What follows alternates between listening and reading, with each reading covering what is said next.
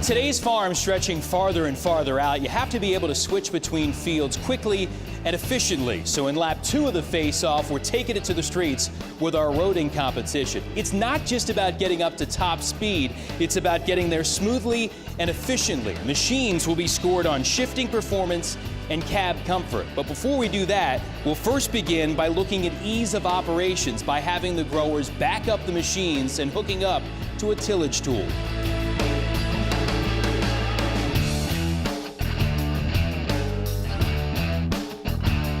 Well, looks like our machines are armed and rubber is ready to hit the road. It's about time to find out which one of these tractors will wear the crown of smoothest operator.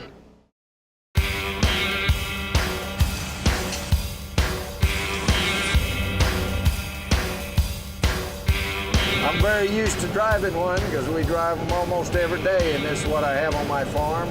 I think the ride of the Challenger is a little smoother than the ride of the Case. I like the transmission in the Challenger better. I'm really impressed with that. I like how it speeds up really fast and it's smooth. It runs real smooth. Only thing I just don't like, I don't like the seat too much in this tractor. You know, you can pass up a few people running down the road. 30, that's too fast. 32. John Deere was slow about getting down the road to make it work. Now this has got everybody beat right here. Well, while the growers finish up this lap, our Allie Lucia is standing by, ready to talk to them. Allie? Thanks, Jason. I'm here with Walt. He's just getting off the John Deere. And Walt, can you tell us about the importance of a good roading machine? Well, I have to say the Challenger, hands down, is the best tractor to get on the road and get into traffic with. We have that problem sometimes, shifting through gears and that hesitation. We don't get up to speed fast enough. The Challenger definitely will get on the road and get it up to speed. Is by far, hands down, better than any of the tractors.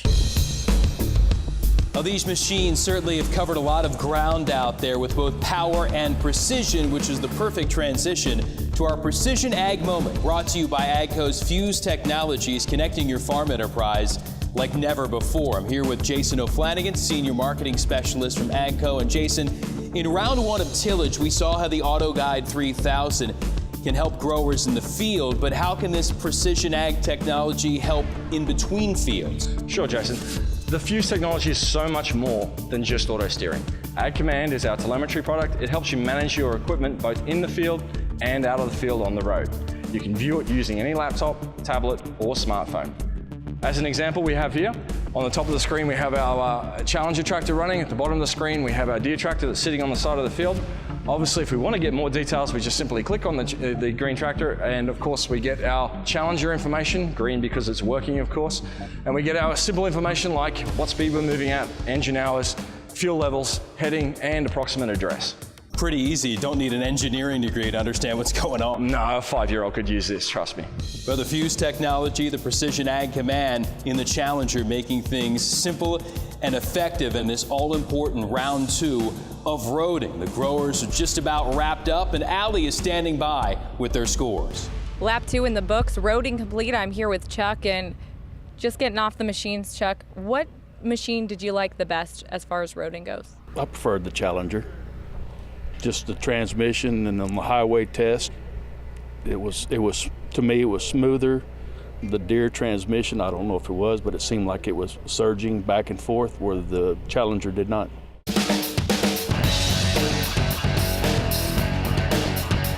Just looking at your overall scores, it looked like the Challenger edged the John Deere. Why? Well, I like the way the Challenger took off and had more power getting down the road, where the John Deere had to fight itself to get up to, you know, the 23 miles an hour, and the Challenger just got up there real quick. Scott, for overall performance, which machine were you most comfortable in? The Challenger. It'd run 7 miles an hour faster than all the rest of them and get there a lot faster. The Challenger was in it to win it. Which machine do you use on your farm? We use John Deere on our farm. for the IVT transmission, but that might come to a change pretty soon. Well, these machines certainly have earned their street cred. I'm joined by Connor Bergen, Senior Marketing Specialist at AGCO. And Connor, they call it a powertrain, but it's more than just sheer power, right? Jason, you're absolutely right about that. Acceleration is one thing, but it's how quickly we can get up to speed that's really important to these guys. Not only that, but how we control the tractor through the transmission. With Challenger's patented CVT technology, we're not experiencing any range changes, any shifting, things like that, so there's no jerkiness when you're going down the road. Very smooth, very seamless, and that's something that our operators just love. Well, no shifting, no loss of power. How do you accomplish all that with the CVT? It starts with the design, and what a lot of people don't realize is how our transmission transfers power to the ground more efficiently than any other transmission in the industry. We have what's called an inline design, and what I mean by that is all the power that's being produced by our AGCO power engines is being transferred directly to the transmission, which is then transferring that power directly to the final drives, putting the power to the ground where it really counts. We don't have to route that power through any drop boxes or things like that, which ultimately is going to rob power away from getting it to the ground where it really counts. You know, it's kind of neat when you're able to look at that cool graphic. It all seems so simple. You're absolutely right. Very simple design. A couple other attributes with our CVT is, in fact, we don't have any clutch packs at all in the CVT, so that eliminates wear points. It also lends itself to being a much simpler design. We also have an independent hydraulic bank specifically dedicated to the transmission. We're not using one common hydraulic bank like some of our competitors do to power the transmission and all the tractor hydraulics. It's completely independent, so it's a more efficient means of getting power to the ground in that respect as well.